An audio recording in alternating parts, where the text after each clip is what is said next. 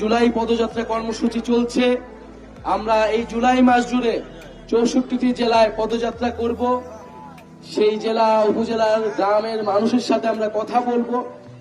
আপনারা জানেন যে জুলাই মাসে জুলাই গণ অভ্যুত্থানের 1 বছর পূর্তি হতে যাচ্ছে, কিন্তু এই 1 বছর আসলে আমরা কি পেলাম, কিসের জন্য আমাদের ছাত্র তরুণরা শ্রমিকরা জীবন দিয়েছিল, সেই হিসাব আমরা মিলাচ্ছি।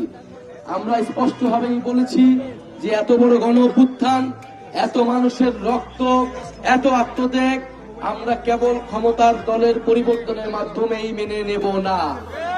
আমাদেরকে অবশ্যই রাষ্ট্রের মৌলিক সংস্কার, মানুষের জীবনের পরিবর্তন, ভাগ্যের উন্নয়ন, দুর্নীতি, লুটপাট, চাঁদাবাজি ইত্যাদি অবশ্যই এই দেশ থেকে বন্ধ করতে হবে।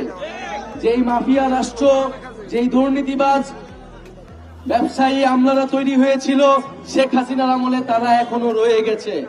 ফলে তাদের বিরুদ্ধে সরকারকে অবশ্যই কঠোর হইতে হবে এবং জাতীয় নাগরিক পার্টি সেক্ষেত্রে এই ফ্যাসিবাদী যে ব্যবস্থা ছিল তার বিরুদ্ধে লড়াই চলমান রাখবে। আপনারা জানেন গত 50 বছরেও এই উত্তরবঙ্গের যে প্রান্তের জেলাগুলো রয়েছে, কুড়িগ্রাম, লালমনিরহাট, সেই জেলার কোনো বিশেষ উন্নয়ন হয় নাই। কিন্তু গত 16 বছর আমরা কেবল উন্নয়ন আর উন্নয়ন শুনছি।